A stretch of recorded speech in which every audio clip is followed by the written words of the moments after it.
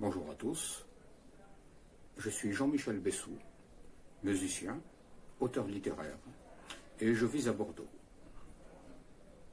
Aujourd'hui, nous sommes le 30 mai 2020, et pour un certain nombre de personnes, c'est un triste anniversaire. Pourquoi? Parce qu'il y a 2 ans, jour pour jour, le 30 mai 2018, alors qu'il faisait beau, c'était une belle journée comme aujourd'hui, il est arrivé un événement extrêmement douloureux. Il y a un petit garçon qui a été arraché à sa maman. Comme malheureusement cela arrive beaucoup aujourd'hui à cause des déplacements abusifs. Le petit garçon Leroy, dont l'expression était le plus souvent empreinte d'une extrême joie, parce que c'était un garçon qui était toujours de bonne humeur, il aimait énormément la vie, a été arraché à sa maman. Elle venait de l'amener à la crèche. J'ai une image où l'on voit sa maman, Sylvie Effinger, qui est en train de le récupérer à la crèche, où elle venait de l'emmener, à la crèche de Bordeaux. Mais ce jour-là, elle ne l'a pas récupéré. Elle est allée me rejoindre à la terrasse d'un café, Sylvie Effinger. On a discuté de l'avenir du petit garçon. Il devait le lendemain passer normalement un examen pédiatrique auprès d'un médecin qui aurait constaté qu'il se portait très bien, que sa maman s'en occupait très bien. Mais cet examen n'a jamais eu lieu, parce qu'elle a reçu un coup de téléphone l'informant que son enfant venait d'être placé. Et en réalité, le petit garçon Leroy a été victime de ce qu'il vaut bien appeler un enlèvement en bande organisée. J'avais hébergé Madame Effinger et son petit garçon pendant 7 mois et demi, entre la fin du mois de septembre 2017 et le début du mois de mai 2018. Mon appartement était minuscule, ce qui a causé quelques difficultés parce que le petit garçon était très exubérant, il était même hyperactif. Cependant, sa maman, bien qu'elle soit handicapée physique autonome, elle s'en occupait très très bien. J'étais un artiste un peu bohème, alors mon appartement, je l'ai laissé un petit peu à l'abandon. C'est une femme d'intérieur parfaite, Sylvie Effinger, elle me forçait à faire le ménage. Le soir de leur arrivée, en septembre 2017, le petit m'a piégé. Parce que moi, je pensais très égoïstement conserver mon lit et puis les laisser dormir sur une literie d'appoint. Mais c'est le contraire qui s'est passé, parce que le petit garçon s'est endormi sur mon lit, confortable. Je n'ai pas eu le courage de le faire réveiller. J'ai dit à Sylvie, bon voilà, tu gardes le lit avec le petit garçon, c'est moi qui prendrai la literie d'appoint. Ce qui fait que pendant 7 mois et demi, j'ai dormi par terre. Je ne m'en plains pas, parce que ils m'ont apporté tous les deux une vie de famille. Voilà. Qui n'a pas toujours été facile, parce qu'elle a son caractère, Sylvie Effinger, moi j'ai un caractère très très différent. Le petit garçon, lui, c'était vraiment une nature. Et cette maman s'en occupait donc, comme je le dis très bien, c'est un fin cordon bleu, elle lui faisait les meilleurs plats, elle connaît bien la diététique, parce qu'elle a été aide à domicile diplômée de la Croix-Rouge, Sylvie Effinger, elle s'occupait parfaitement de son petit. Comme il était hyperactif, bien qu'il soit d'excellente santé, il fallait qu'il soit suivi par les meilleurs médecins, le petit garçon Leroy. Et elle l'a fait dès le début. Et le corps médical était unanime à dire que le petit garçon était heureux et bien nourri. On le voit ici à nouveau avec sa maman. Il y a toujours cette affection, cette complicité entre les deux. C'était absolument merveilleux à voir. J'ai rarement vu une mère et son enfant aussi heureux d'être l'un avec l'autre que ces deux-là. Sylvie Effinger et son petit garçon Leroy.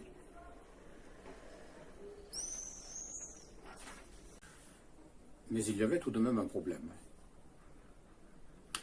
Sylvie Effinger avait pas mal voyagé dans les années qui précédaient, parce qu'elle était à la recherche d'un logement. Et elle était passée notamment par les services sociaux de Blois. Et les services sociaux de Blois n'avaient pas véritablement travaillé pour lui chercher un logement. Ils l'avaient laissé se débrouiller comme elle le pouvait. Et elle leur avait dit, mais pourquoi est-ce que vous ne cherchez pas, mais pourquoi est-ce que vous ne m'aidez pas à chercher un logement? Normalement, je suis prioritaire, je suis une femme handicapée physique autonome, j'ai un enfant en bas âge, je suis SDF depuis quelques années déjà. Normalement, j'ai droit à un logement en quelques semaines, on devrait me le trouver. Ils ne l'ont pas fait. Et ils n'ont pas apprécié que cette maman, qui a un caractère bien affirmé, leur reproche de ne pas faire leur travail. Elle-même, Sylvie Effinger, n'a pas toujours été handicapée. Et autrefois, elle a travaillé dur. Elle était aide à domicile diplômée de la Croix-Rouge. Elle a travaillé dans les hôpitaux. Ce sont des travaux difficiles et elle était dévouée, très appréciée dans tous les milieux où elle passait. Parce qu'elle est d'origine populaire, des banlieues populaires parisiennes, mais c'est une femme qui a également une parfaite éducation et qui, en tant que professionnelle pour l'aide à domicile, était très qualifiée. Et donc elle leur a dit, moi je travaillais autrefois, alors vous aussi vous devez justifier votre salaire, vous devez m'aider à trouver un logement, là j'ai un handicap, ça me fait mal actuellement, c'est difficile aussi pour mon petit garçon de vivre la vie de SDF, d'aller dans des foyers, d'aller dans des hébergements provisoires, il lui faudrait quelque chose de plus stable. Ils ont pris ça très mal, et ils ont retourné la situation en la défaveur de Sylvie Effinger. Au lieu de dire, c'est vrai, on aurait dû faire travailler un peu plus pour l'aider à trouver un logement, ils ont dit qu'elle était en errance. Ce sont eux qui ont inventé cette expression. C'est-à-dire qu'elle se baladait, on ne sait pas trop pourquoi, un peu partout, sans aucune raison. En vérité, elle cherchait un logement. Bon. À un certain moment, elle a été hébergée, après être passée par Blois, par une amie à elle, en région parisienne. Mais rapidement, une juge qui avait été trompée, on peut dire, par les rapports malveillants qui venaient des services sociaux de Blois, une juge avait fait le projet de retirer son petit garçon Leroy à Sylvie. Je lui montre, le voir ensemble, vous voyez. Toujours une complicité entre la maman et le petit garçon.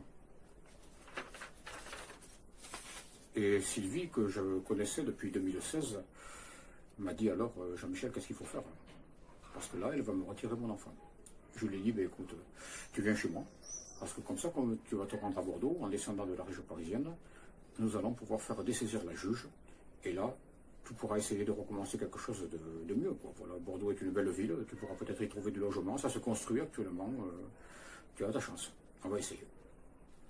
Sylvie Effinger est donc arrivée chez moi en septembre 2017 avec son petit garçon, et une montagne de bagages que nous avons eu beaucoup de mal à loger dans mon petit appartement qui est rapidement devenu un palais, parce que Sylvie Effinger me faisait bosser pas mal pour entretenir un appartement nickel, alors que je suis un artiste un petit peu beau, mais je m'en fous un peu, si vous voulez. Il faut le dire honnêtement. Et donc, à Bordeaux, il y a une juge, la juge Colette Lajoie, qui a hérité de ce dossier social qui venait de la région parisienne et qui était passé par Blois. Elle a décidé, elle aussi, de lancer une enquête sociale. Elle avait fait le projet, la juge Colette Lajoie, de rendre au mois de juin 2018 une sentence, une décision, pour accorder ou retirer son petit garçon à Sylvie Effinger. Mais nous étions quand même assez optimistes quant à la décision. Pourquoi? Parce que la première chose que Sylvie a fait, ça a été de contacter les services sociaux, de faire suivre l'enfant par d'excellents médecins, qui étaient aussi les partenaires des services sociaux, des médecins compétents, qui ont tout de suite vu que la maman avait bien du mérite, qu'elle s'occupait parfaitement de son petit garçon. Et nous étions certains que ces médecins allaient faire des rapports favorables. C'est quand même les médecins qui sont les plus compétents parmi tous les gens qui peuvent être autour d'un enfant. La juge Colette Lajoie allait donc bénéficier d'un rapport favorable. Et c'est de cela que nous discutions. Le 30 mai 2018, à la terrasse d'un café, Sylvie Effinger et moi, elle n'était pas avec son petit garçon, elle venait de l'amener à la crèche qui était à 2 pas. Et elle me disait, tu sais, demain il y a un examen par la pédiatre. Et là, ça me fera un document décisif qui emportera la décision de la juge en ma faveur. La pédiatre va constater que Leroy, qui est agité naturellement, se calme depuis quelque temps, qu'il est toujours bien en chair. C'est un garçon corpulent, costaud pour son âge, bien nourri. C'est un fin cordon de Sylvie Effinger. C'est une femme qui sait très très bien faire la cuisine. Elle m'a appris des choses. Je mange mieux d'ailleurs depuis que j'ai reçu quelques cours de sa part. Ça faisait partie certainement de son métier d'aide à domicile, diplômée de la Croix-Rouge. Bon, c'est une femme qui a travaillé, qui a eu un parcours intéressant. Voilà. Et donc, nous attendions cela. Nous étions tranquillement à la terrasse d'un café et on parlait un petit peu de l'avenir de Leroy, un petit garçon doué pour beaucoup de choses, pour la musique, etc. Je le montre une fois de plus avec sa maman, toujours souriant tous les deux.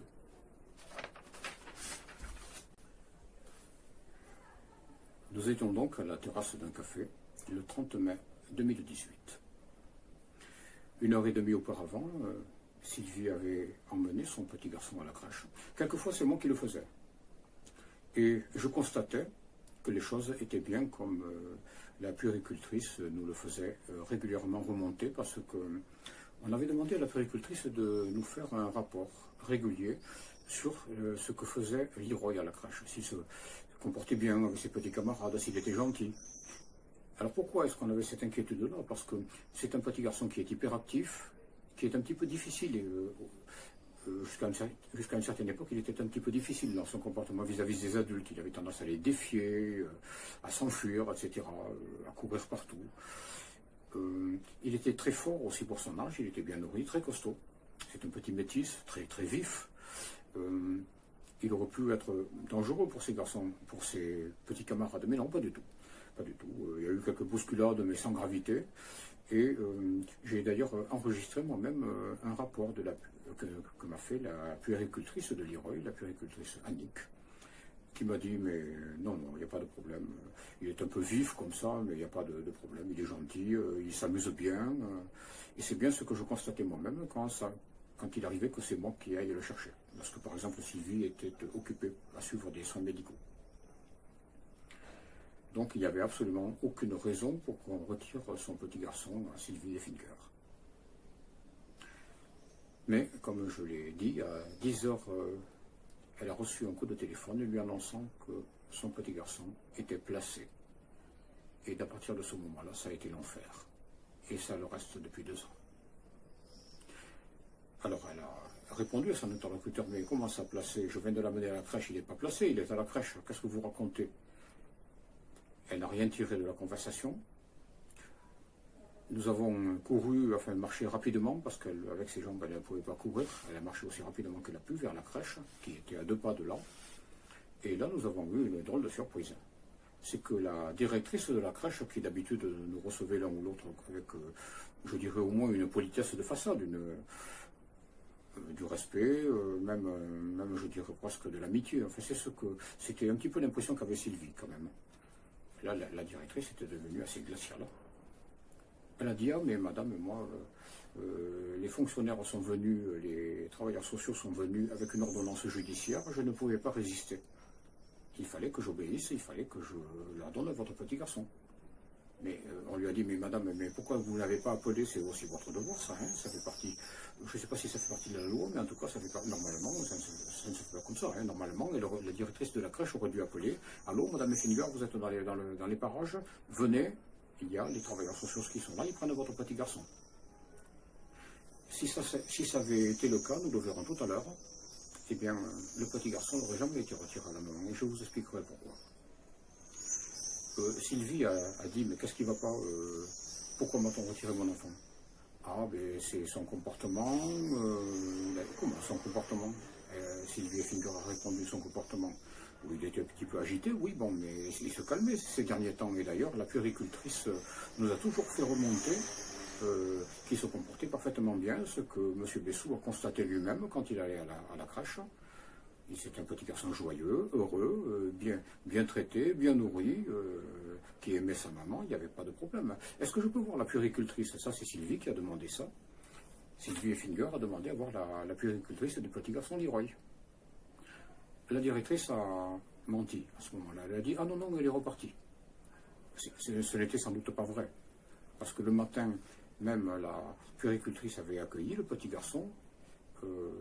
Il n'y avait aucune raison pour qu'elle parte de là avant midi. Mais Sylvie Effinger l'a cru, elle a eu la naïveté de la croire, et en réalité, c'est tout simplement parce que la directrice ne voulait pas que la puéricultrice soit au courant de ce qui s'était tramé contre la maman, et que la puéricultrice puisse dire à la directrice, mais pourquoi est-ce que vous avez raconté que ça n'allait pas à Leroy à la crèche?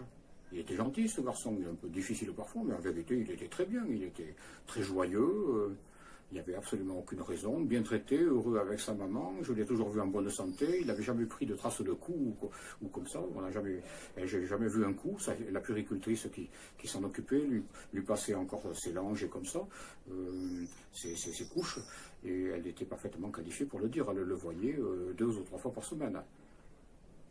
Mais la directrice ne voulait pas, justement, que la maman, que Sylvie Effinger, puisse se renseigner auprès de la puéricultrice et peut-être la citer à témoin. Quel a été le comportement de la directrice de la crèche, donc? Elle a dit à Sylvie, écoutez, moi ça ne me concerne plus, n'oubliez pas de prendre la poussette. Alors déjà, c'était bizarre. Pourquoi est-ce que les travailleurs sociaux n'ont-ils pas pris la poussette du garçon? Est-ce que c'est par hasard parce qu'ils n'étaient pas sûrs d'eux et qu'ils ont eu peur que la maman revienne et qu'ils se sont enfuis à toutes jambes?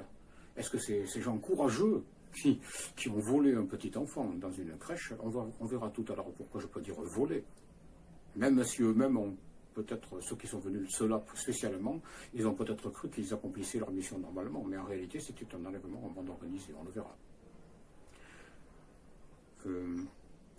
Pourquoi est-ce que ces gens-là n'ont pas pris la poussette du garçon quand on est censé placer un petit garçon pour son bien, hein, parce que c'est toujours pour cette raison-là que les travailleurs sociaux placent les enfants, on prend au moins ce qui lui est nécessaire. Et vous imaginez un petit peu la réaction de Sylvie quand la directrice lui a dit « Surtout n'oubliez pas de reprendre la poussette ». C'était un coup, la poussée au suicide si Sylvie Effinger avait eu une mentalité fragile. Une maman à qui on prend son enfant qui voit une poussette vide, elle peut péter les plombs. Alors moi j'ai pris la poussette, je l'ai ramenée chez moi, je l'ai gardée pendant assez longtemps d'ailleurs, et ensuite je l'ai rendue à Sylvie longtemps après. Voilà. À côté de la directrice, il y avait une cadre qui était très émue, elle était au bord des larmes, parce qu'elle savait que quelque chose n'était pas normal, et que Sylvie était victime de quelque chose. Elle avait pitié de cette pauvre maman à qui on joue un mauvais tour. Mais malheureusement, ce n'était pas elle, la directrice.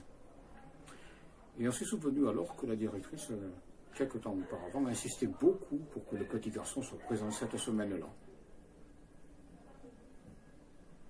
Nous avons surmonté notre colère devant le comportement glacial, à mon avis, de la directrice de la crèche, et nous sommes repartis. Elle nous a dit, de toute façon, dans peu de temps, les travailleurs sociaux vont vous téléphoner pour vous mettre au courant de ce que devient votre petit garçon.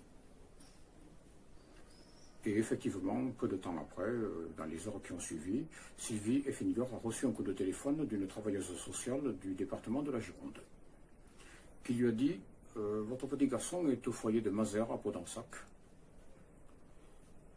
Alors, nous avons téléphoné au foyer de Mazères à Podensac et ils n'ont pas voulu nous dire si le petit garçon s'y trouvait réellement. C'était secret, je ne sais pas. Alors, on leur a dit ceci. Il y est ou il n'y est pas, mais s'il y est, on a quand même quelques données d'ordre médical à vous donner, d'ordre alimentaire, etc. Bon, c'est important pour sa santé. Ah non, nous, on ne veut pas le savoir. Eux, ils n'ont pas voulu savoir ça.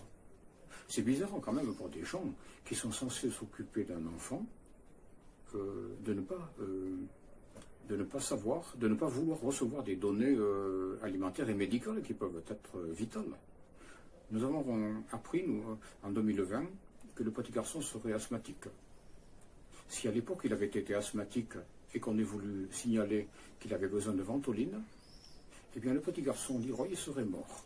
Il serait mort parce qu'il nous a fallu ce jour-là, le 30 mai 2018, 6 heures pour trouver un interlocuteur qui accepte de prendre des renseignements d'ordre médical, alimentaire, etc. Quant au foyer de Mazères, on n'avait pas pu non plus savoir qui en était le directeur. Et ça semble être une caractéristique assez fréquente dans les foyers de la protection de l'enfance. Qui sont ces gens qui se cachent? Normalement, quand on est honorable, on n'a pas besoin de se cacher. Il y a beaucoup de mystères, il y a beaucoup de gens qui ont peut-être quelque chose à cacher. Surtout quand on voit tous les scandales où l'on voit que des enfants ont été violentés, etc. Je n'ai pas entendu parler de cela pour le foyer de Mazères, je le précise quand même. Mais pour certains foyers en région bordelaise, oui. Donc il nous a fallu 6 heures pour trouver un interlocuteur à peu près compétent. On a dit à Sylvie, vous allez recevoir bientôt la copie de l'ordonnance qui a décidé du placement provisoire de votre fils. S'il s'agissait encore d'un placement provisoire. Quelques jours après, en effet, Sylvie Effinger a reçu un papier venant des services sociaux. C'était l'ordonnance de placement provisoire qui avait été signée par la juge Colette Lajoie, Elle n'avait pas attendu donc le mois de juin, elle avait signé une ordonnance parce qu'elle trouvait qu'il y avait une urgence. Nous avons consulté cette ordonnance. C'était une véritable horreur. Une véritable horreur. Je dirais même, ce document, on peut dire que c'était un faux. Cette ordonnance ne comportait pas de tampon visible, en tout cas, que nous puissions voir. Était-ce la reprographie incorrecte qui n'a pas peut-être pu rendre un tampon bleu pâle qui a disparu à la reprographie, je ne sais pas. Mais en tout cas, il n'y avait pas de nom de greffier, il n'y avait pas d'avis du ministère public. Déjà, c'est assez étrange. Normalement, c'est une ordonnance qui ne me semble pas avoir été en forme régulière. Normalement, c'était une ordonnance caduque.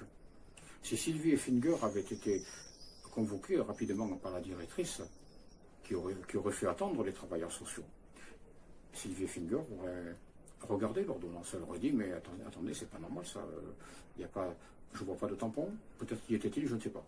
Mais pas non plus de nom de greffier, pas d'avis du ministère public, du procureur. Hein. Ça, ce n'est pas normal, ce n'est pas une ordonnance régulière, non, non, vous ne prenez pas l'enfant avec sur un papier comme ça, il n'est pas en bonne et due forme. Vous voyez.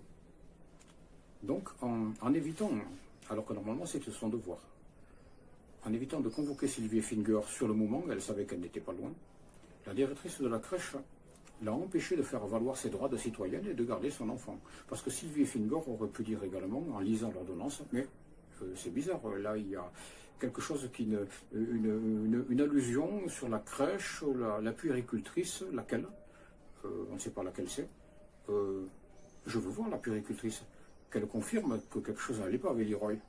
Et pourquoi vous-même, la directrice, ne m'avez-vous rien fait remonter si quelque chose n'allait pas? Vous aviez promis que vous le feriez. La directrice s'est bien gardée de faire venir Sylvie Effinger au moment où elle avait en main encore l'ordonnance de placement provisoire, parce que Sylvie Effinger aurait pu immédiatement dire « Je veux voir la puéricultrice, je veux que la puéricultrice, on les téléphone si elle n'est pas là, que la puéricultrice confirme ou démente au contraire ce qui est écrit dans ses papiers. » Et la puéricultrice aurait dit « Mais c'est faux, c'est pas vrai, moi je vous ai toujours fait remonter que le petit Leroy se portait bien. » Et par conséquent, nous estimons, nous, que la directrice a probablement porté un faux témoignage. Elle a évoqué, elle nous a dit, alors qu'elle nous disait toujours, comme la puéricultrice d'ailleurs, que Leroy allait bien, etc., qu'il était dynamique un petit peu trop, mais que ça allait, bon, qu'il se calmait. Brusquement, elle nous dit qu'elle disait le contraire, ce qui n'avait jamais été le cas, sinon elle nous l'aurait fait remonter, elle avait donc menti. Et elle évoque le nom de son médecin, le pédiatre de la crèche, mais le pédiatre de la crèche, on n'avait jamais autorisé à examiner Leroy, donc ce n'était pas normal qu'il rende son avis. Leroy était suivi par un autre pédiatre qui s'en occupait régulièrement. Je vais parler un peu de cette ordonnance de placement provisoire qui a provoqué le placement initial du petit garçon Leroy. Là, je l'ai sous les yeux, c'est un document de 3 pages. Comme je vous l'ai dit, c'est une véritable horreur. Il y a l'entrée en matière, bon, je vois un paragraphe, mais il n'y a pas de nom, etc.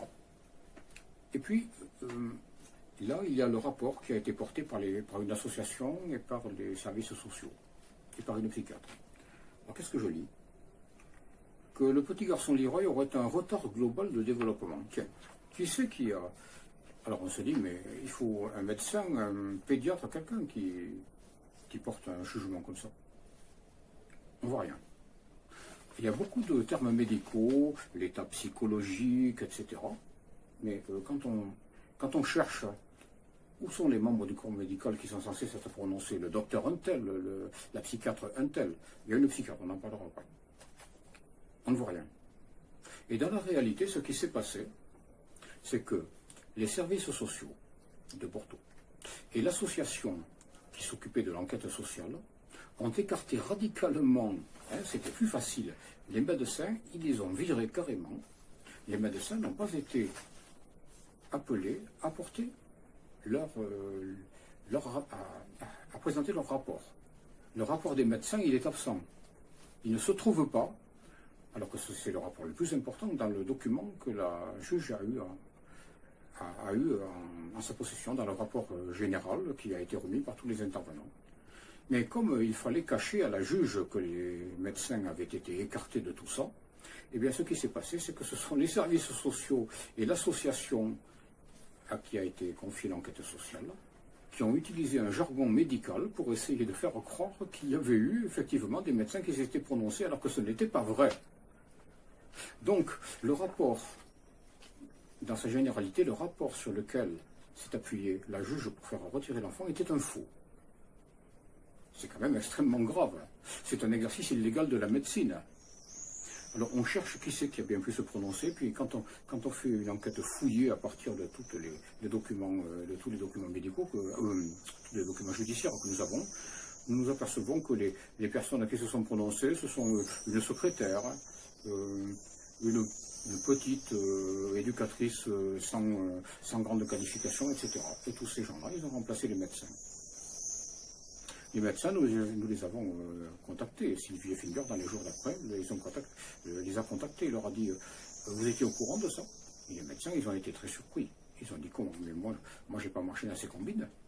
Il y en a qui nous ont fait d'ailleurs des attestations, hein, qui ont dit mais non, moi je ne suis pas du tout d'accord avec ça. Je ne suis pas du tout d'accord avec ça. Normalement, votre petit garçon Leroy, vous en occupez très bien, je l'atteste, et d'autre part, j'envisage qu'il y a encore un suivi avec lui. Ça va continuer, et on va vous le rendre certainement, c'est un malentendu. Enfin, les médecins, ils ont passé ça. Il y avait aussi le rapport d'une psychiatre. On ne le connaissait pas complètement, mais nous savions déjà que cette psychiatre avait menti sur un... Mais on pensait que la juge ne l'écouterait pas. Pourquoi? Parce que c'est la psychiatre qui a examiné Sylvie. Nous sommes aperçus qu'elle était...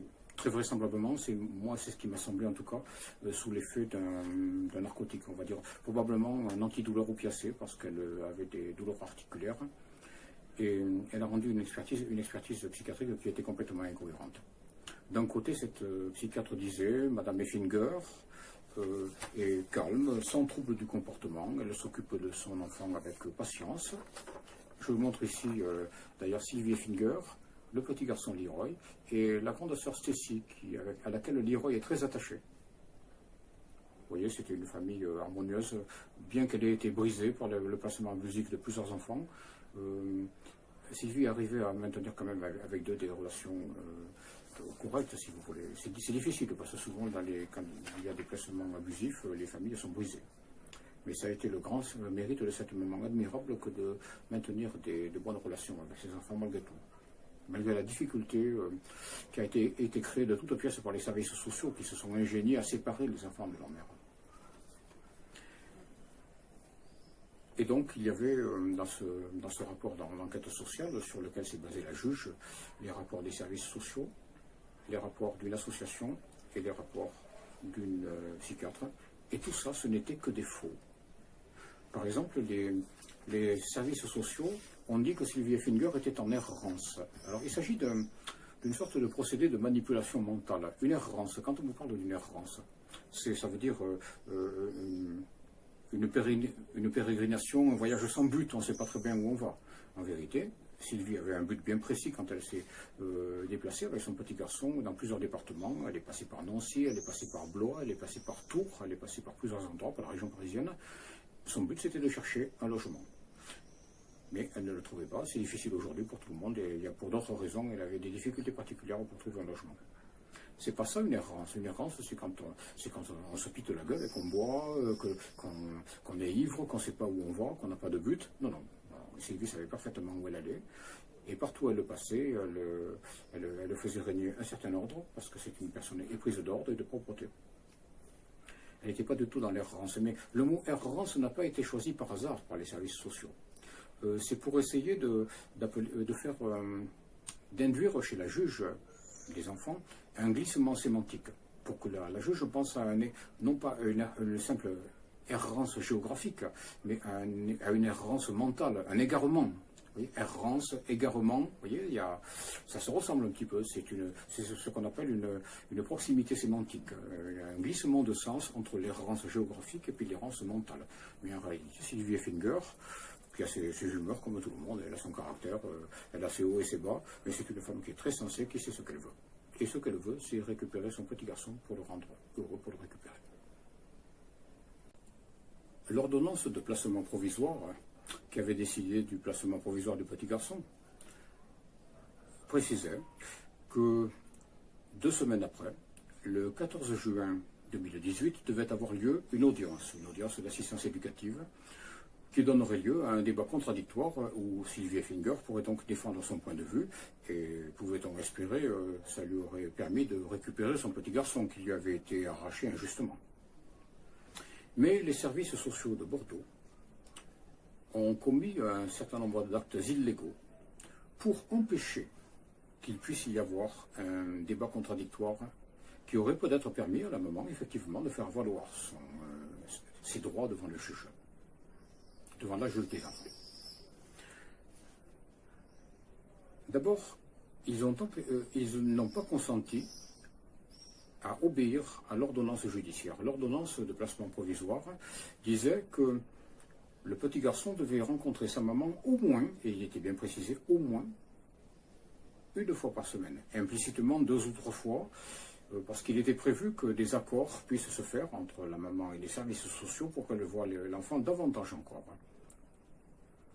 Donc l'ordonnance voulait quand même respecter à un certain point les droits de la maman.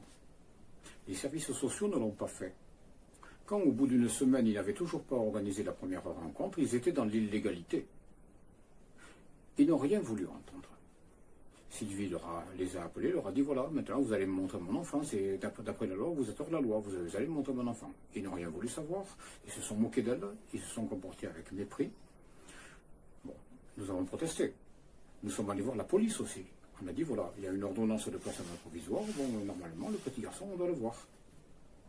Ah, la police a dit nous on s'en mêle pas, nous on s'en mêle pas. Et on aurait peut-être pu obtenir quelque chose auprès de la juge, mais à l'époque, ça ne nous est pas venu à l'esprit parce qu'on mettait dans le même sac, si vous voulez, on ne connaissait pas tout encore de l'affaire. On mettait dans le même sac la juge, et puis les travailleurs sociaux qui avaient commis un certain nombre de malversations de faux en écriture pour lui faire arracher l'enfant à Sylvie. Alors, nous nous sommes mis à distribuer des tracts. On a fait ça comme des manches, on l'a très très mal fait, on s'y est très mal pris. Il y en a eu à peine quelques dizaines d'ailleurs qui ont été distribués. Enfin bon, ça ne s'est pas organisé comme moi j'aurais voulu le faire. Des années auparavant, j'ai su organiser des distributions de tracts qui ont empêché par 2 fois un personnage haut placé qui a même été présidentiable à une certaine époque d'accéder à la députation. Hein. Mais ça, c'était quand même une opération qui se chiffre par milliers de tracts. C'est moi qui avais organisé ça. Parce que c'était une crapule corrompue. Et moi, j'avais décidé qu'il ne serait pas député. Il n'a pas été. Non, le mec. Bon. Mais là, par contre, je n'avais pas autant de moyens. Et on a distribué des tracts. On a été rapidement inquiété pour ça. Des plaintes ont été déposées contre nous. Quelqu'un avait créé, ce n'était pas moi d'ailleurs, moi j'avais créé un tract pour Sylvie, mais il était, tout en étant très dur, il était quand même dans les limites de la correction. Un autre internaute avait créé un tract qui a fait que Sylvie, elle a été inculpée d'outrage envers la juge. Bon. Avec mon tract, ça n'aurait pas pu être le cas, parce que je n'envoie pas les gens au casse-pipe, je sais ce que je dis. J'avais bien précisé que la juge avait été trompée par les services sociaux. Et donc les services sociaux n'ont pas voulu organiser ces rencontres médiatisées entre le petit garçon et la maman en attendant le procès du 14 juin qui devait survenir 2 semaines après la soustraction du petit garçon à la crèche. Nous avons protesté. Déjà, Sylvie est allée un peu loin et ça lui a valu de faire de la garde à vue. Déjà le ton était donné. Les services sociaux ont sans doute pris délibérément cette réaction pour l'empêcher d'avoir un comportement serein d'une maman qui va défendre ses droits sereinement et récupérer son enfant. Et ensuite, ils ont organisé une véritable mascarade. Quand Sylvie s'est rendue à l'audience, qui d'ailleurs a été avancée d'1 jour, ce qui fait qu'elle est sortie directement de la garde à vue pour aller à l'audience. Elle n'a pas eu le temps de consulter un avocat de dernière minute, elle est donc allée là sans avocat. Elle a dit au juge, elle pensait qu'elle rencontrerait son enfant, ça lui semblait normal. Mais où est mon petit garçon? Elle lui a dit au juge. Le juge qui avait été changé entre-temps, ce n'était plus la juge, mais le juge Laurent Gepler. Il lui a dit comme ça, mais madame, pour le rencontrer, le petit garçon, vous avez les visites, les rencontres médiatisées. Et elle n'a pas songé que le juge croyait sincèrement qu'il y avait des rencontres médiatisées. Il a été trompé, le juge. Alors, vous me direz, mais comment ça se fait que personne n'était là pour le détromper? Alors, Sylvie était un petit peu énervée par tout ça, elle s'est mise en colère. Et l'avocat des services sociaux qui ne sont pas venus, les services sociaux ne sont pas venus, se sont fait représenter par un avocat qui n'était pas au courant. Alors lui n'était pas là pour détromper le juge, pour dire oui c'est vrai, monsieur le juge, madame Effinger a raison, il n'y a pas eu de rencontre médiatisée, c'est vrai, elle aurait dû rencontrer son petit enfant, et on ne lui a pas montré. Et par conséquent, le juge, il a été trompé. Il a été trompé sciemment par les services sociaux qui auraient eu le devoir de lui dire attention, monsieur le juge, on n'a pas pu, ou pas voulu, mais enfin, disons pas pu, ils auraient dit qu'ils n'auraient pas pu organiser des rencontres. Ce qui fait que le juge, quand il a vu que Sylvie se mettait en colère, il partait d'un seul coup de l'audience, parce qu'elle croyait qu'il se moquait d'elle. Et lui, il a cru qu'elle était folle. Et comme c'est ce que les services sociaux lui avaient dit plus ou moins, eh bien, il a décidé d'une sentence, le juge Laurent Gebler, qui était très dure. Pendant 2 ans, la maman ne pourrait plus voir son enfant. Et comme certainement les services sociaux ne se sont pas privés de déblatérer sur la famille de Sylvie Effinger, une famille qui est pourtant bien respectable, il n'avait pas non plus prévu, le juge Laurent Gebler, de prévoir des contacts entre le petit garçon et sa famille pendant 2 ans. Et cette décision a été prise il y a 2 ans, elle a été prise le 13 juin 2018. Mais le juge a été trompé dans l'affaire. Et nous le lui avons fait savoir. Le juge Laurent Gebler, qui va maintenant prendre une décision suite à l'audience qui vient de se tenir le 26 mai 2020, il sait maintenant qu'il a été trompé par les services sociaux. Il sait maintenant que les services sociaux ont commis des faux en écriture. Il sait maintenant, le juge Laurent Gebler, que la psychiatre a commis un faux, il a eu la preuve de ce faux. La psychiatre avait raconté que le docteur Simon, qui a traité autrefois Sylvie Effinger psychologiquement pour la soutenir, avait dit qu'elle était folle, qu'elle délirait. Mais le docteur Simon, il s'est indigné de ça. Il a dit, mais c'est pas possible, je vais porter plainte moi contre cette menteuse, cette faussaire bordelaise, là, cette psychiatre bordelaise qui a rendu un faux rapport. Ça, maintenant, le juge Laurent Gebler, il le sait. Ensuite, il y a donc eu une nouvelle décision judiciaire qui, je l'ai dit, a été prise le 13 juin 2018. On y a vu des choses un peu bizarres dedans, des arguments contre Sylvie Effinger pour qu'elle ne puisse pas conserver son petit garçon, qui était tiré d'affaires familiales, sans aucun rapport avec ça, venant du Val-de-Marne, de ses autres enfants, etc. C'était absurde. Il y a certains services sociaux ont raconté qu'elle ne s'entendait pas bien avec ses filles. Écoutez, voilà une photo de Sylvie Effinger avec ses 2 filles. Vous voyez, c'est le grand sourire. Bon, moi, je l'ai vu, Sylvie Effinger, avec sa fille Stécie. Je l'ai vu également avec sa fille Célie. Les 2 s'entendaient bien. Bon, ces enfants ont été privés de leur mère pendant assez longtemps. Il y a eu un détachement, mais en réalité, le lien affectif s'est maintenu. Sylvie Effinger, bien entendu, a fait appel à la décision du 13 juin. Du 13 juin 2018, et nous avons constitué ensemble un dossier à peu près crédible déjà, qui fait qu'elle s'est rendue avec beaucoup plus de sérénité à l'audience nouvelle qui s'est tenue le 12 septembre 2018. La juge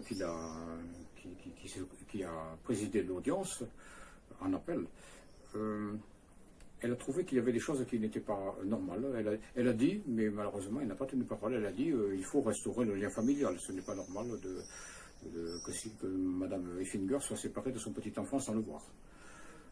Mais elle n'a rien ordonné, cependant, cette juge, pour que le petit garçon puisse voir aussi le reste de sa famille. Elle a dit, la juge, alors il y a les travailleurs sociaux ont utilisé de mauvais arguments. Ils ont dit, oui, Mme Effinger s'exprime sur les réseaux sociaux pour contester. La juge a dit quelque chose de très sensé. Elle a dit, non, écoutez, moi je m'en fous. Elle a dit textuellement ça, je m'en fous que Mme Effinger s'exprime sur les réseaux sociaux. Ce qui m'intéresse moi, c'est de savoir si c'est une bonne mère ou quoi. Sylvie Effinger a avancé ses arguments. Et elle pensait que les services sociaux seraient honnêtes. Malheureusement, ils sont restés dans leur logique. Ils voulaient à tout prix lui prendre l'enfant. Alors, elle a quitté l'audience, mais après avoir quand même bien défendu son point de vue. Il est sorti de cette audience du 12 septembre 2018, un jugement qui a été rendu, lui, 4 semaines après, le 10 octobre 2018, qui disait, ce jugement, que Madame Effinger, Sylvie, devait recevoir des nouvelles régulières de son enfant et que des rencontres seraient organisées une fois par mois. Bon, c'est pas grand-chose, 1 heure par mois. C'est déjà ça. On peut supposer qu'ensuite ça va s'améliorer. Mais malheureusement, ce jugement, il faut bien le dire, était illégal. Parce qu'en réalité, ce jugement a empêché la tenue de ces rencontres entre la maman et le petit garçon. Pourquoi? Comment? Il était illégal parce que chaque rencontre devrait être précédée d'un entretien avec Sylvie Effinger, entretien au cours duquel les travailleurs sociaux, et écoutez bien, les travailleurs sociaux devaient porter une appréciation sur la santé de Sylvie Effinger pour savoir si elle pouvait rencontrer son petit garçon après. Mais ça, ce n'est absolument pas normal. Il ne s'agissait pas de la santé physique de Sylvie Effinger, qui a eu quelquefois effectivement des problèmes de santé assez graves, mais elle a toujours eu la sagesse d'être soignée par de bons médecins, elle le tient le coup.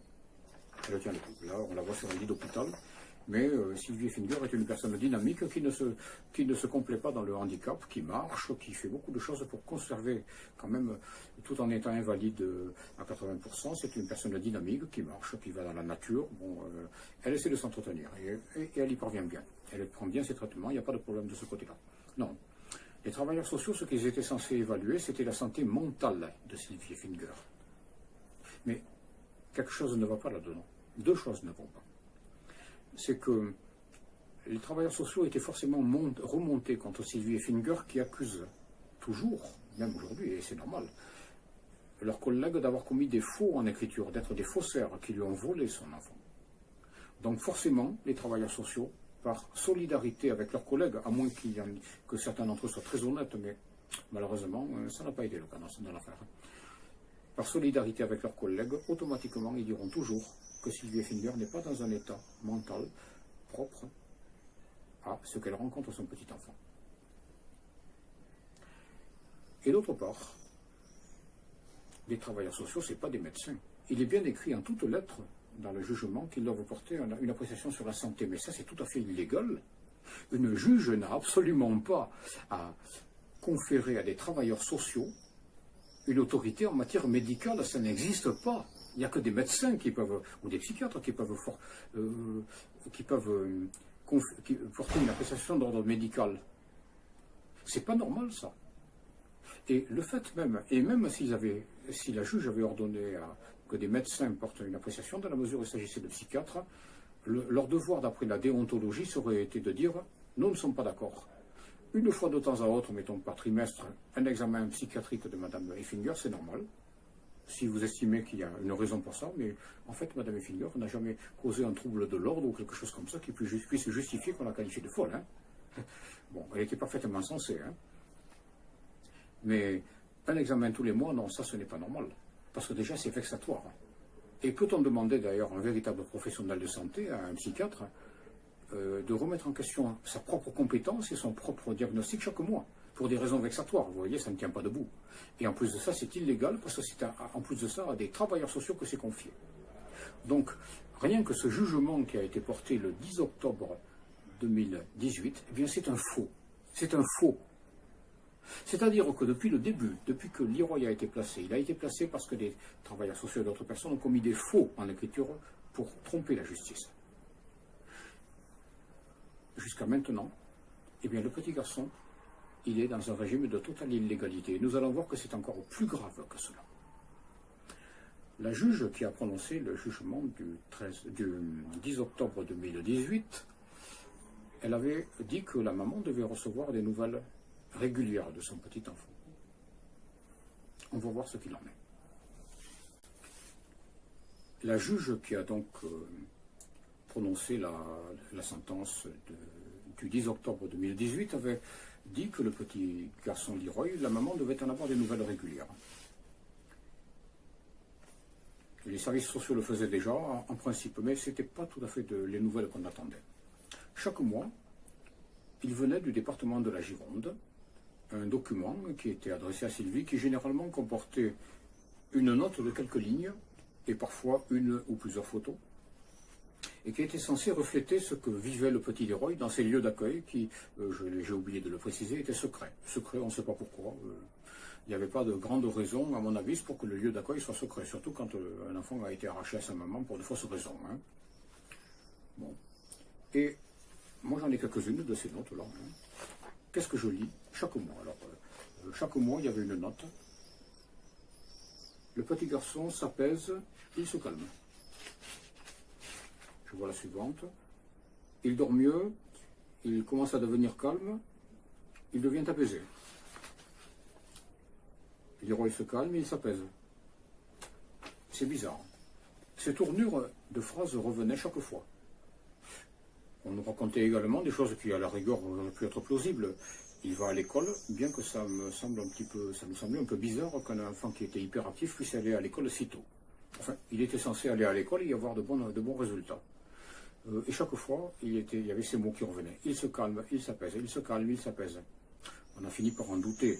C'était invraisemblable. Un garçon qui souffrait de l'angoisse de la séparation, pouvait-il être calme, apaisé, heureux du jour au lendemain, ayant perdu sa maman à laquelle il était tellement attaché? Ce n'est pas possible, c'est pas raisonnable de penser des choses comme ça. Et Sylvie a rencontré enfin son petit garçon, après que les travailleurs sociaux aient fait traîner cela pendant plus de 6 mois. Elle a pu le rencontrer. Elle a pu le rencontrer le 18 avril 2019. Et là, le petit garçon ne pouvait pas la reconnaître, semble-t-il.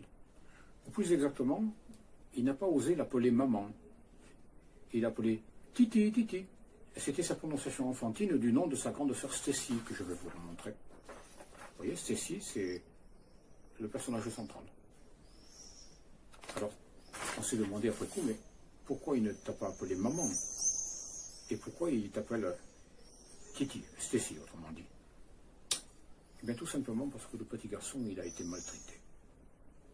Il a été maltraité, et nous pensons que chaque fois qu'il a dû prononcer le mot maman, je veux ma maman, blam, ils ont dû lui mettre une claque dans la gueule. Le frapper, le faire souffrir d'une façon quelconque.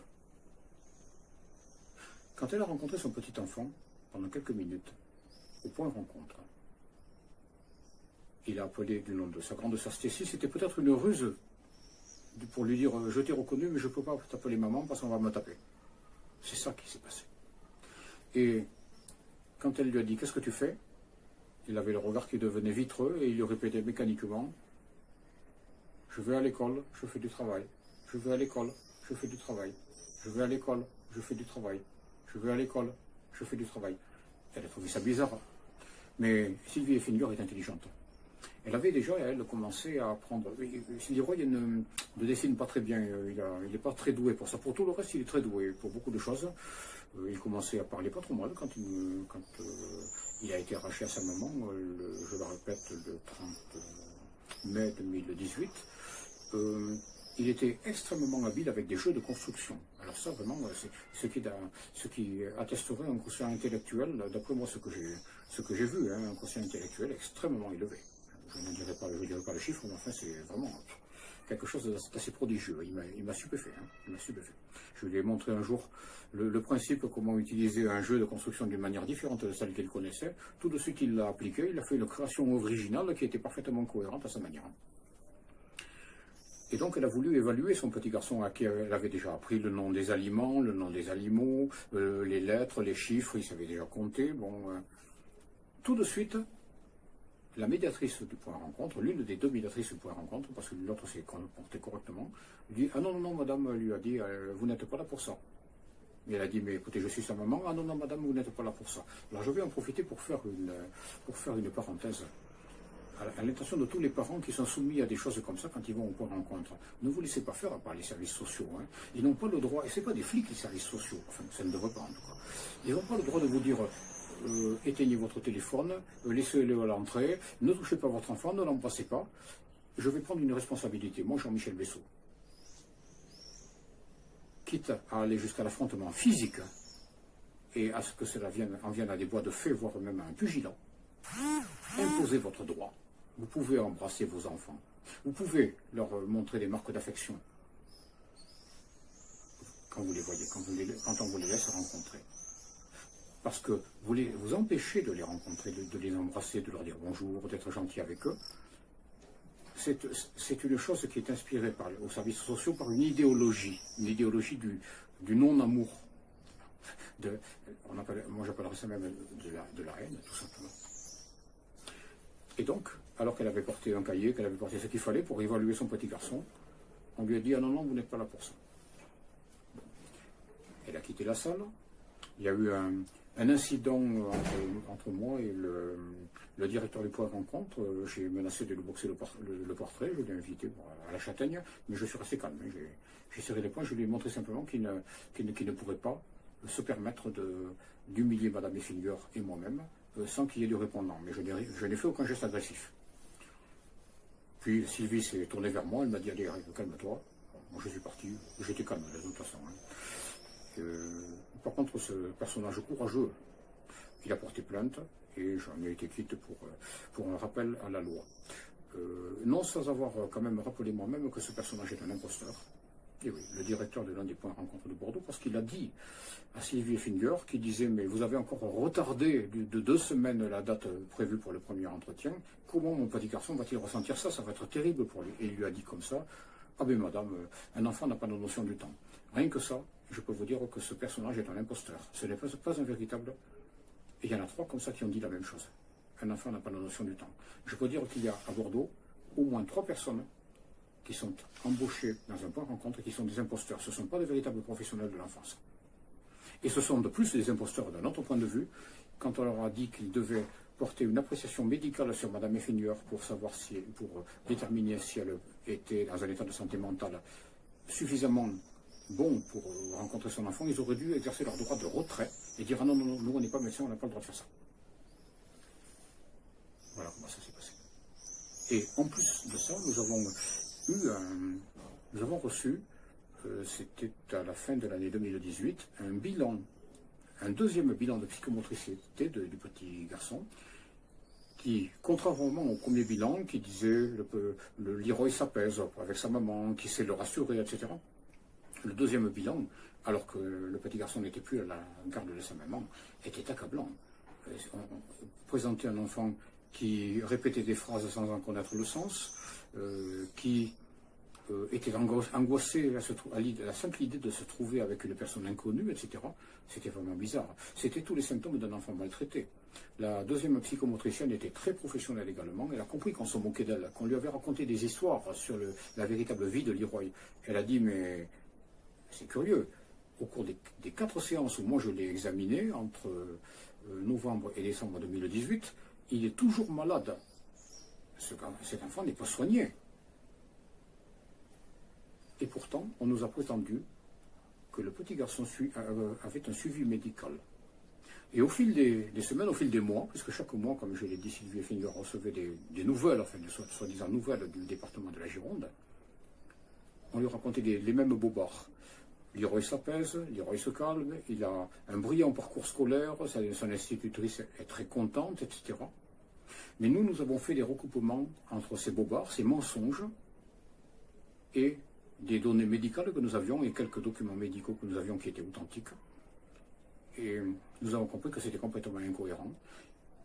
Et nous en sommes venus à la conclusion suivante, qui est extrêmement grave. C'est que le petit garçon Leroy, qui est actuellement détenu dans un lieu inconnu sous la responsabilité du département de la Gironde, il est maltraité physiquement et il subit un endoctrinement sectaire pour ne pas reconnaître sa famille et sa maman. On lui fait répéter des phrases en boucle pour faire croire à ses divers interlocuteurs, des médecins, etc., qu'il aurait une vie normale, mais ce n'est pas vrai. Heureusement, la deuxième psychomotricienne a décelé que ce n'était pas normal, et dans son rapport, elle a fait passer quelque chose de subtil, en pensant que peut-être la maman arriverait à s'en servir, et on va s'en servir, justement.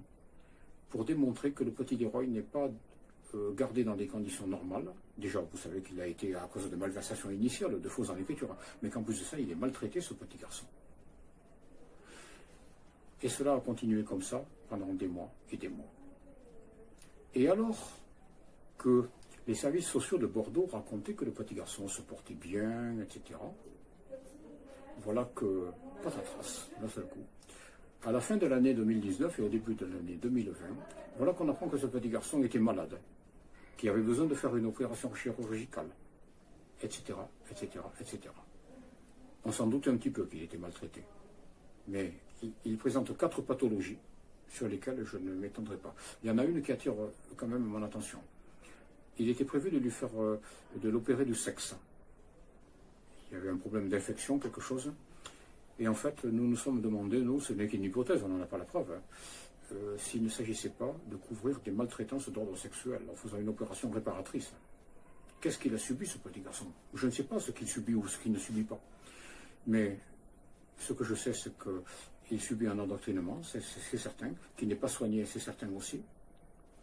Et que dans 2 foyers de la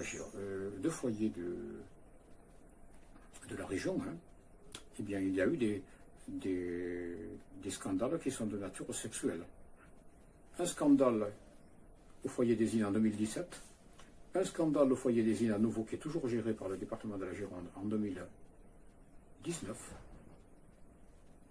Et les gens qui ont dénoncé ces scandales, surtout en 2017, eh bien, ce sont eux qui ont été sanctionnés par le département, et non pas, comme on aurait pu le croire, les personnels incompétents qui étaient autour des enfants et qui les maltraitaient. Et dans un centre de l'association qui a fait l'enquête sociale sur Sylvie, il y a eu un autre scandale avec des violences envers les enfants, des injures antisémites venant de leurs éducateurs. On se demande dans quelle partie néo-nazie ils ont dû être certainement recrutés, ces éducateurs.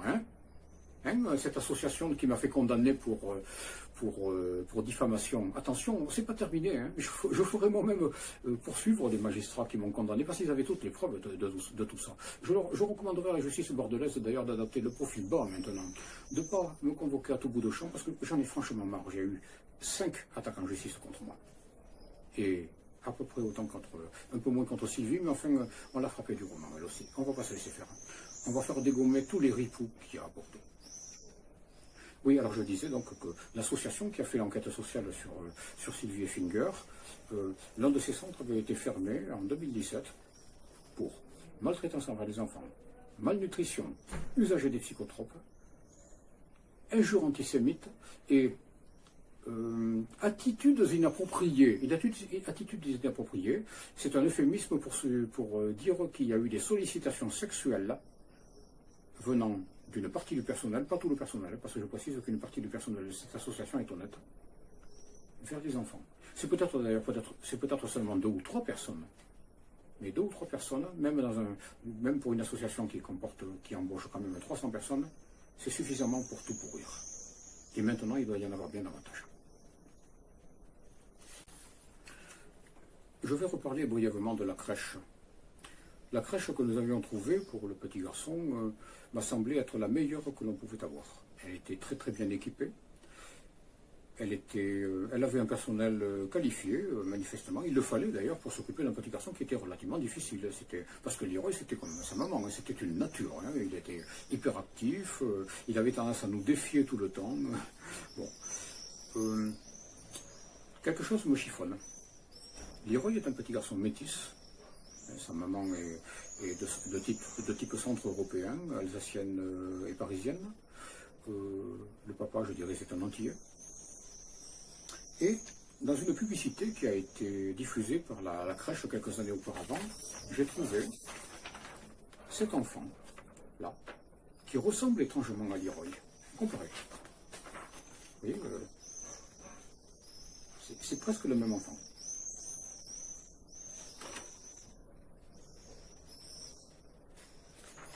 Moi-même, au début, quand j'ai vu la photo, je me suis demandé si ce n'était pas Leroy.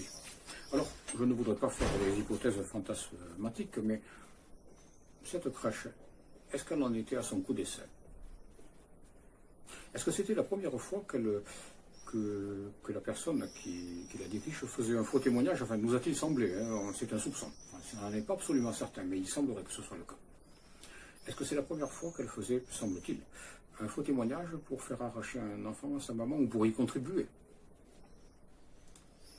Une famille où les enfants sont métis, c'est souvent, dans la société française, une famille pauvre qui va être quelquefois monoparentale, assez fréquemment d'ailleurs, qui va être vulnérable, qui ne pourra pas se défendre avec autant de force qu'une famille solide, bien unie, riche.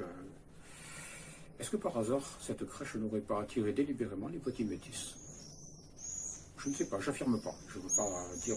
Mais en tout cas, il y a une plainte pour crime qui a été déposée dans une gendarmerie de Lyon, parce que nous allons voir, et ça n'a pas été possible à Bordeaux, qu'on arrive à faire instruire une plainte. Les fonctionnaires bordelais, justice, police, travail social, sont solidaires, manifestement, les uns avec les autres. Il n'y a pas eu moyen qu'on arrive à faire entrer une seule plainte. Par contre, nous quand les travailleurs sociaux ou d'autres personnes portent plainte contre nous pour les avoir diffamés, paraît-il, alors on fait des enquêtes contre nous, mais on ne fait jamais d'enquête sur les gens que nous accusons. C'est bizarre ça quand même. Hein. J'ai été convoqué 5 fois dans un commissariat. Il m'est arrivé de faire quand même casser une plainte en disant, regardez, j'ai la preuve que la personne qui a déposé plainte contre moi, une psychiatre, est une faussaire. Vous le voyez, alors vous mettez ça dans le dossier s'il vous plaît. La plainte, on n'en a plus entendu parler, ça c'est terminé. Mais en général, ce qui s'est passé, c'est que j'ai eu toutes les peines du monde à dire, attendez, mais moi j'ai ma version à donner. Vous me dites, monsieur, vous avez diffamé un tel, vous avez un petit peu secoué verbalement ou peut-être appelé à la bagarre un travailleur social. C'est de ça que vous êtes accusé, il ne sera pas question d'autre chose. Mais moi j'ai eu toutes les peines du monde à dire, attendez, moi je dois expliquer le contexte quand même. Qu'est-ce qui s'est passé avant? Qu'est-ce qu'ils ont fait? Qu'est-ce qu'ils ont dit? Ils ont menti, ils ont persécuté aussi cette maman, une maman qui s'occupait bien de son enfant. D'un seul coup, elle se trouve avec tout un tas de gens sur le dos qui disent que c'était pas vrai. Bon. Mais je reviens maintenant au département de la Gironde, les nouvelles qu'il donne à Sylvie. Alors déjà, ces nouvelles, elles ont quelque chose de bizarre. Hein. Le département dit que ce ne sont pas des documents officiels. Mais le département de la Gironde a oublié que tout document qui vient d'une administration, par définition, c'est un document officiel. C'est même la définition du document officiel. Ça vient d'une administration, donc c'est un document officiel. Il est censé être objectif, chercher exprimer la vérité dans la mesure de ce que l'on sait, mais c'est un document officiel. Tout ce qui vient du département, c'est un document officiel. Et en même temps, tout en disant que ces nouvelles qui vous parviennent, Madame Effinger, ne sont pas des documents officiels, il est interdit de les diffuser. Mais si ce ne sont pas des documents officiels, qui interdit de les diffuser? Une secte peut-être? Je ne sais pas. S'il y a quelqu'un qui a une autorité, c'est forcément une administration officielle. Et en réalité, même si le département assumait les courriers qu'il envoie, il n'a pas le droit d'interdire sa diffusion. Quand vous recevez un courrier, le courrier il est à vous. Alors je le dis ça à tous les parents, n'hésitez pas à divulguer ce que vous envoient les services sociaux. Vous en avez le droit, c'est un courrier qui est votre propriété. Si ce n'est pas votre faute, on n'a pas à vous inculper vous, parce que les services sociaux qui s'occupent de vos enfants ont quelque chose à cacher. Donc on recevait ça. Alors il y avait donc ce texte bizarre. Ceci n'est pas un document officiel, mais il n'est pas, mais vous n'êtes pas autorisé à le diffuser. Donc c'est un document officiel quand même. Déjà c'est un discours qui est irrationnel, un discours de fou. Bon, excusez-moi, mais c'est comme ça. Hein, bon, ouais. Et d'autre part, il y avait donc les nouvelles bizarres, Leroy qui était toujours, paraît-il, en bonne santé, etc. Alors on sait que c'est pas vrai, puisque un document médical montre qu'il n'était pas soigné. Et ces pathologies qui demandaient même une opération chirurgicale qui nous ont été révélées récemment. Et il y avait aussi des photos bizarres, des photos même truquées quelquefois. Alors celle-ci, bon, si vous ne connaissez pas Leroy, peut-être que vous allez trouver, c'est un enfant bien souriant, mais son sourire n'a pas le naturel qu'il avait avec sa maman. Comparez par exemple. Ça, c'est une photo authentique de Leroy avec sa maman. Un sourire éclatant qui n'est pas forcé, qui ne tient pas, qui n'a pas été obtenu par la menace ou comme ça, c'est naturel. Là, on a affaire à un sourire un peu bizarre. Et en réalité, les gens qui ont vu l'original de ce courriel original, qui a été transmis notamment à la gendarmerie, ont dit mais c'est curieux, c'est pas le sourire naturel du petit garçon. Et effectivement, ce sourire a été obtenu par une retouche obtenue avec un logiciel. Un logiciel, il y en a un certain nombre que l'on trouve maintenant, même il suffit d'un smartphone un peu perfectionné, comme j'ai, pour faire une retouche de sourire. Même votre visage, si vous ne souriez pas, ça peut vous ajouter un sourire. Il y a même, vous pouvez même ajouter un sourire comme ça, ou comme ça, ou comme ça. Bon. Et là, c'est ce qu'ils ont fait. Ils ont truqué la photo pour donner l'illusion que Leroy était souriant autant qu'avec sa maman. Mais ça ne marche pas, parce qu'il y a une répartition des pixels qui n'est pas correcte. On voit que ça a été retouché, que la photo elle a été truquée. D'autre part, nous avons décelé avec une certitude d'à peu près 95%, je dirais, que Leroy n'est pas photographié comme on le voit dans une clairière. En apparence, il est dans la... Mais en vérité, non, c'est un décor de photographe. C'est un décor de photographe, comme on en trouve des milliers sur Internet. Vous pouvez vous-même surfer ou chercher décor de photographe, clairière, vous allez trouver tout ce que vous voulez qui ressemble beaucoup à ça. Et peut-être même celui-là, que je n'ai pas trouvé, mais il s'y trouve peut-être. Et d'autre part, dans l'original de la photographie, moi j'ai zoomé sur les yeux, j'allais dire du personnage, du petit garçon Leroy. Et quand je me zoomais sur les yeux, je me suis rendu compte que, bon, ses yeux sont très foncés, hein, c'est un petit métis d'antillais, mais normalement le reflet aurait dû être plus large, les lumières auraient dû être plus larges s'il avait été devant le ciel clair d'une demi-saison, je dirais le printemps ou l'automne, mais en tout cas une saison où il faisait clair. Or ce n'est pas du tout cela, qu'on voit. On a l'impression qu'il était dans l'obscurité d'un atelier de photographe et que finalement n'était éclairé que lui et le fond devant lequel il était. Dans une autre photo de Leroy, il y a carrément notre logiciel a décelé qu'il y avait une retouche par Photoshop. Alors là, il était très souriant. Il avait des proportions qui étaient étonnamment allongées, pas naturelles, qui ont dû être certainement retouchées par un étirement pour lui donner l'allure d'un top modèle, mais un top modèle qui aurait au moins 12 ans, et non pas l'âge de Leroy qui avait 4 ans, je crois, quand la photo a été prise. Et il y a une photo beaucoup plus préoccupante, elle semble attester, qui contient des métadonnées, c'est-à-dire des informations secrètes que vous ne lisez pas, que vous ne voyez pas, mais qui sont là, que l'électronique arrive à déceler, et qui tendraient à affirmer que le petit garçon Leroy a été amené hors du département de la Gironde pour une raison inconnue, dans une villa du Lot-et-Garonne. On ne sait pas ce qu'il venait y faire. Un ami que j'ai dans les services spéciaux m'a dit, mais attention, je ne dis pas que ce soit la même chose, m'a dit que dans ce département du Lot-et-Garonne, il avait connu une affaire où des enfants avaient été amenés pour tourner des films où ils étaient nus. C'était pas tout à fait des films avec des pénétrations sexuelles et autres, mais enfin il y avait quand même des attouchements et en tout cas des enfants nus. Je ne sais pas si c'était le même lieu. Bon, j'aimerais pouvoir dire que j'ai pas de raison de le croire a priori. J'en sais rien, j'en sais rien du tout. Hein. Mais moi c'est ce qu'on m'a dit. Qu'il y a eu une affaire comme ça et qui précisément s'était passée dans le Lot-et-Garonne. Je n'ai pas eu le dossier en main, mais ça c'est sûr. On m'a dit ça. Voilà. Ce sera peut-être, si ça se trouve, c'est peut-être le même endroit. Mais j'en sais rien. Moi, je ne veux pas extrapoler. Je ne veux pas qu'on me dise ah monsieur, vous avez diffamé les services sociaux. Mais il faut savoir quand même que dans la mesure où Leroy présente des signes de maltraitance, ce n'est pas nous qui sommes quand même des complotistes en ayant des soupçons qu'il y ait pire que cela. D'autant plus que l'opération chirurgicale que Leroy était censé subir le 20 février, me semble-t-il, 2020, ça a été annulé d'ailleurs, c'était une opération au sexe, donc on peut avoir quand même quelques soupçons. Qu'est-ce qui se passe? Est-ce que ce petit garçon aurait subi des maltraitances sexuelles? Ces dernières semaines, les événements se sont précipités. En décembre et surtout à partir du mois de janvier, on a commencé, le département de la Gironde a commencé à révéler à Sylvie que son petit garçon était malade.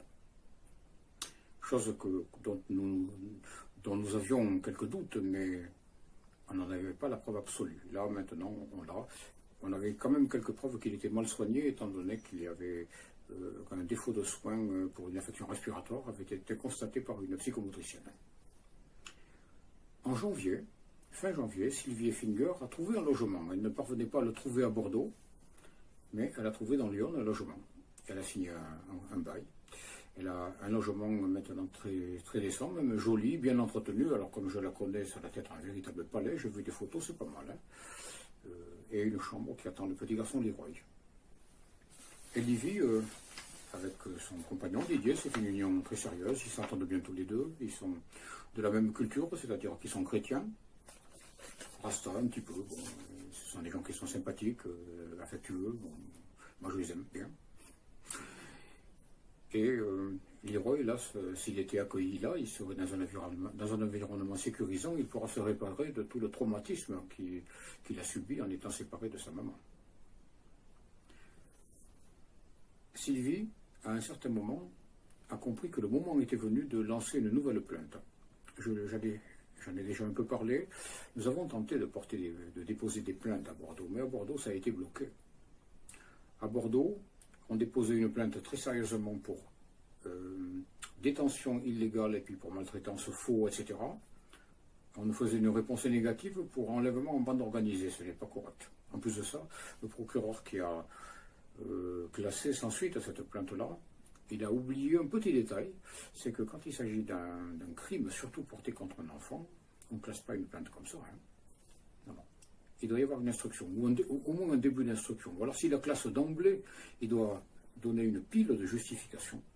Tandis que le procureur qui avait classé cette plainte à Bordeaux avait simplement écrit votre avocate vous expliquera, vu qu'il s'agit d'assistance éducative, pourquoi je ne peux pas donner de suite à votre plainte. Alors ben ça c'est pas normal, hein, parce que l'assistance éducative ne justifie pas qu'une assistante sociale commette deux faux, qu'une association commette un faux, qu'une psychiatre commette un faux, enfin que tout le monde y aille de son faux et de sa dénonciation calomnieuse pour arracher un petit enfant à sa maman.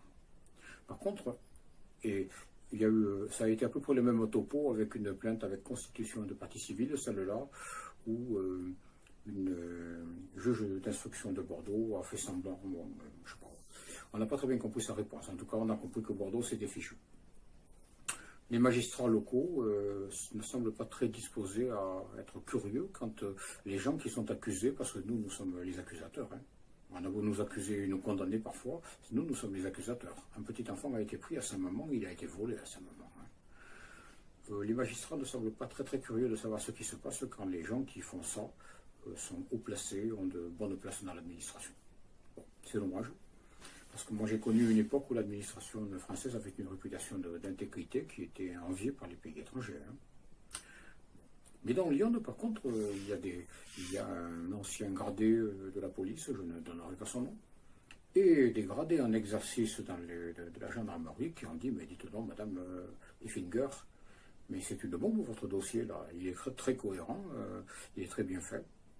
Bon, j'ai contribué largement à sa rédaction parce que je suis quelqu'un de rigoureux, je suis auteur littéraire, mais je ne sais pas écrire que de la littérature, je sais écrire aussi des choses relatives au droit, et des choses qui sont objectives, si vous voulez, qui apportent vraiment des preuves de ce que nous affirmons. Et ils ont pris une première plainte a été faite, mais elle était mal rédigée, elle n'a pas eu de suite. Les gendarmes ont insisté, ils ont dit non, prenez-vous-y autrement, madame Effinger, ils lui ont dit, votre petit garçon a été pris et il est détenu dans des conditions qui sont tellement illégales qu'il s'agit d'un enlèvement en bande organisée. Et vous pouvez ajouter enlèvement en bande organisée sur mineur, suivi d'actes de barbarie. Ça, c'est un ancien gradé de la police qui a tenu absolument. Il a dit, c'est évident que ce petit garçon, vu tout ce que vous avez recoupé, les preuves que vous avez qu'en réalité il est maltraité, il subit des actes de barbarie. Ça s'appelle comme ça. Il y a donc une plainte qui est instruite normalement dans Lyon contre certaines autorités bordelaises pour avoir été actrices ou complices d'un enlèvement en bande organisée sur mineur contre la personne du petit Leroy Effinger. Ce petit garçon qui, comme vous le voyez, était heureux avec sa maman et on le voit ici avec sa sœur Stacy, un autre membre de sa famille. Cette plainte est appuyée par les deux filles de Sylvie Effinger qui ont également déposé chacune une plainte contre les services sociaux de Bordeaux pour le traitement indigne que subit la maman et surtout le petit garçon. Parce que la maman et le petit garçon, Sylvie Effinger, comme son petit garçon, sont deux victimes. Deux victimes. On les a séparés l'un de l'autre. On a dénié apparemment à Mme Effinger ses droits de citoyenne. Le petit garçon, on le traite pire que comme un chien. Moi, il ne me viendrait pas à l'idée de faire du mal à un chien. Hein. Bon, il y a des gens qui trouvent normal de faire du mal, ou de laisser faire du mal, ou de laisser maltraiter, ou de ne pas soigner correctement un petit garçon. Et donc, il y a une plainte qui est instruite dans Lyon, qui devrait avoir des répercussions. Nous avons fait remonter un certain nombre de malversations ou d'inconséquences des forces de l'ordre de Bordeaux, de carences judiciaires, mais également de carences policières, ce qui fait que normalement, la plainte ne sera pas instruite à Bordeaux, mais sous la supervision d'une gendarmerie de Lyon. En tout cas, ils ont fait ce qu'ils peuvent. Si par malheur ce n'était pas le cas, je ne cache pas que nous sortirions délibérément de la légalité, en faisant des campagnes dont l'ampleur est absolument insoupçonnable. Et contrairement à ce qui se passe dans cette vidéo, où je ne donne pas de nom, tous les noms vont être mis en pâture à l'opinion publique. Et dans la mesure où cela correspond à des campagnes de réinformation que nous faisons au sujet des placements abusifs, je peux vous dire qu'il y aura des conséquences.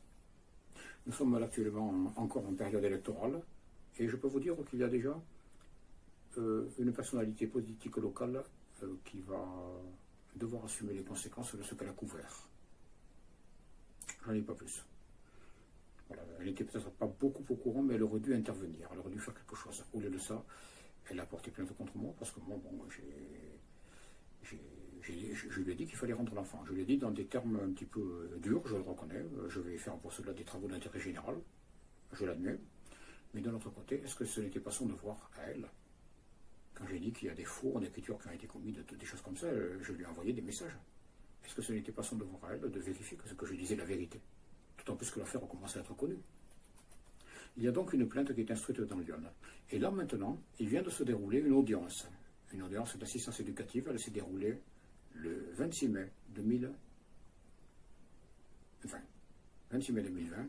C'est presque l'anniversaire du 30 mai, date à laquelle, 2018, date à laquelle le petit Leroy avait été soustrait. Il a été remis au juge Laurent Gebler. Un dossier qu'il a d'abord reçu par courriel la veille et un dossier papier qu'il a reçu le jour même, qui lui établit de la façon la plus rigoureuse possible, avec des preuves incontestables, que le petit garçon Leroy a été soustrait à sa maman par la fraude, qu'il est actuellement détenu dans des conditions illégales, qu'il est maltraité, et que les services sociaux mentent à Mme Effinger en lui envoyant de fausses nouvelles. Eh bien, sachez-le, Sylvie Effinger, qui comptait partir de l'audience après avoir remis le dossier au juge, et qui avait peur de péter les plombs, comme il dit, elle y est allée très calmement, et finalement, elle a eu, je ne dis pas gain de cause encore, parce qu'on n'a pas encore la sentence. La sentence du juge sera remise le 3 juin. Mais elle a pu quand même dominer le débat et imposer la vérité. Il a été reconnu, je dis bien, il a été reconnu au cours de l'audience, que le petit garçon Leroy, qu'on nous prétendait mensongèrement avoir fréquenté l'école, était déscolarisé. Il a été reconnu à l'audience, par conséquent, que les services sociaux qui rendaient des comptes mensuels à la maman au sujet de ce que devenait Leroy avaient menti. Il a été reconnu également que l'enfant a été maltraité. Ça a été reconnu implicitement qu'il a été maltraité. Il y a eu un incident, et sans doute des incidents. Parce qu'un seul incident n'aurait pas suffi à ce que Leroy change 4 fois de famille d'accueil. Donc il y a eu des incidents, et ça a été reconnu au cours de l'audience, qui ont provoqué le changement de famille d'accueil. Le petit garçon Leroy, qui était heureux avec sa maman et avec sa famille, quand il la voyait, il a fait depuis le début de son placement il y a 2 ans 5 familles d'accueil. Il est à la 5e. Il y a eu 4 changements, donc par conséquent. Et quand il n'y est pas, il est dans un foyer qu'on a dit à Sylvie Effinger être celui de Saint-Joseph de Pau-d'Insac. Mais le foyer de Saint-Joseph de Pau-d'Insac, quand on lui téléphone, prétend lui ne pas avoir entendu parler de Leroy. Je ne sais pas pourquoi. Qu'est-ce que ça cache? Est-ce que c'est habituel? Est-ce que c'est que l'on cache quelque chose de particulier à la maman? Je ne sais pas. On leur a peut-être dit de dire toujours ça aux parents, mais en tout cas, c'est curieux. Quand Sylvie s'est rendue à l'audience, il y avait là sa référente, je ne la nommerai pas dans cette vidéo, sa référente des services sociaux, le juge, la greffière, et la directrice, une responsable du foyer d'accueil qui n'a pas été nommée, je suppose que c'est Saint-Joseph de Podensac, apparemment, je ne sais pas. Aucune de ces personnes n'a pu dire quel est le poids de l'enfant actuellement. Leroy, on ne sait pas combien il pèse. Alors que tout le monde est censé savoir, le suivre médicalement, il n'y a personne qui a son poids. C'est quand même assez curieux.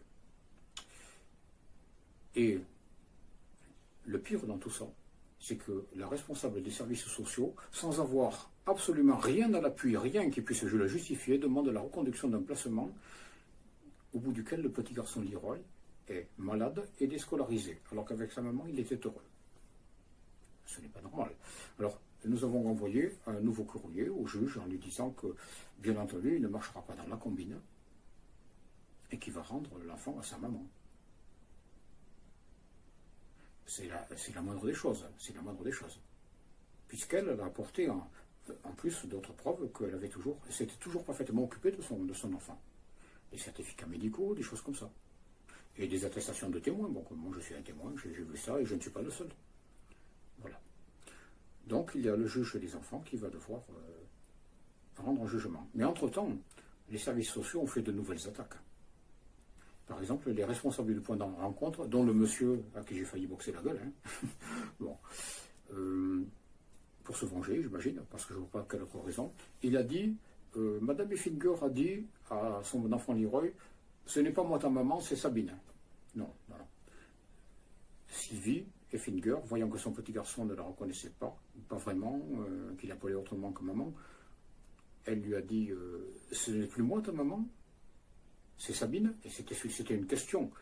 Mais les responsables du point de rencontre veulent faire croire que Sylvie Effinger abandonne son enfant. Parce qu'en fait, ils aimeraient bien lancer une procédure d'adoption qui ferait que Leroy ne serait plus l'enfant de sa maman, qui serait confié à d'autres parents. Et nous avions décelé, lorsqu'il a été question en janvier d'une opération chirurgicale de Leroy, qu'un danger de cette nature se présentait. J'ai dit à Sylvie, attention Sylvie, si tu donnes ton accord pour l'opération, et que par hasard ça foire, qu'il y a un accident opératoire, on te dit, ah madame, vous aviez donné votre accord, vous savez ce que vous voulez. Nous, on n'y est pas responsable si ça a tourné à l'accident. Si tu ne donnes pas ton accord, deuxième possibilité, et que l'opération était vraiment nécessaire, ce que tu ne sais pas, ce que je ne sais pas, on te dira, mais madame, vous avez refusé de faire opérer votre enfant. Et donc, vous êtes une mère irresponsable, on vous retire votre enfant, définitivement. Mais nous ne sommes pas tombés dans le piège. Et la réponse de Sylvie Effinger, après qu'elle ait suivi mon conseil, ça a été ni oui ni non. Elle a dit, d'accord pour l'opération, mais à condition que vous me présentiez un médecin qui soit indépendant de l'ASE, qui me donne son nom et qui porte un diagnostic en disant l'opération est indispensable. Et dans ce cas, vous avez mon accord. Eh bien, il a fallu encore que Sylvie Effinger rectifie en cours d'audience le mensonge des services sociaux qui avait raconté au juge pour le tromper qu'elle n'avait pas donné son accord. Non, non, non, elle a dit non, j'ai donné mon accord à condition qu'il y ait un médecin qui se nomme, qui soit un vrai médecin, et pas le charlatan homéopathe, enfin, ou je ne sais pas trop quoi. Enfin, il y a une sorte un individu un peu, on ne sait pas très bien ce qu'il est, il ne veut pas dire son nom. Donc, un charlatan, parce que moi, un médecin, j'estime qu'il doit dire son nom, être responsable de des soins qu'il donne à un enfant, et il doit en prendre la responsabilité. Bon. Elle a dit non, non, je ne veux pas un médecin mystérieux, bon, mais je veux un vrai médecin. Elle a dû rectifier ça devant le juge parce que les services sociaux avaient encore menti à ce sujet. C'est absolument indigne. Des fonctionnaires, il peut arriver que les fonctionnaires soient amenés à cacher la vérité, mais il n'est pas normal que les fonctionnaires aient menti. Or, il a été établi à l'audience et reconnu que des fonctionnaires ont sciemment menti. Quelle crédibilité des gens comme ça peuvent avoir pour témoigner contre une maman qui était exemplaire, qui a toujours bien traité son enfant, qui est issue d'une famille qui a entretenu les valeurs traditionnelles? Moi, je dis ces gens n'ont aucune crédibilité. Au-delà de cette affaire, ce qui est en jeu, ce sont tous les placements d'enfants. Moi, je dis que ce qu'il faut faire, c'est arriver à une réforme totale de l'aide sociale à l'enfance, de la dissoudre en tant que telle, parce que ces agissements ont été trouvés tellement indignes par la population qui les a subis, et ils avaient déjà été dénoncés ces agissements par des rapports comme celui de Philippe Séguin il y a 10 ans. Il faut dissoudre cette association, cette, j'allais dire de malfaiteurs, disons cette administration sulfureuse. Et la remplacer par des gens qui voudront vraiment protéger l'enfance, des éducateurs de vocation, des gens dévoués au service du bien public. Ce que je voudrais dire également à tous les parents qui se battent, continuez à vous battre, ne vous laissez pas faire. Nous sommes dans une période qui est très grave dans notre histoire, l'instauration d'une sorte de dictature, mais n'acceptez pas cela. La France a connu des hauts, la France a connu des bas. Battez-vous. Battez-vous avec votre volonté. Battez-vous avec vos compétences. Battez-vous avec votre union que vous pouvez faire avec d'autres personnes, des parents qui vont vous épauler, qui vont vous faire profiter de leur expérience. Battez-vous aussi avec votre foi en Dieu, si vous croyez, parce que nous avons affaire à des forces qui nous dépassent. Les forces du monde dépassent ce que l'esprit humain peut concevoir. Nous devons tous nous référer à demander le soutien d'une force qui nous dépasse tous. Notre Créateur, celui qui nous a donné un cœur enclin à la droiture, au bien, à l'amour, mais aussi à la justice. Parce qu'il n'y a qu'une seule justice et ce n'est pas celle des hommes. C'est celle que l'Éternel, le Dieu d'amour, a mis dans notre cœur. Et c'est cette justice qui doit tous nous amener à continuer le combat pour sauver les enfants.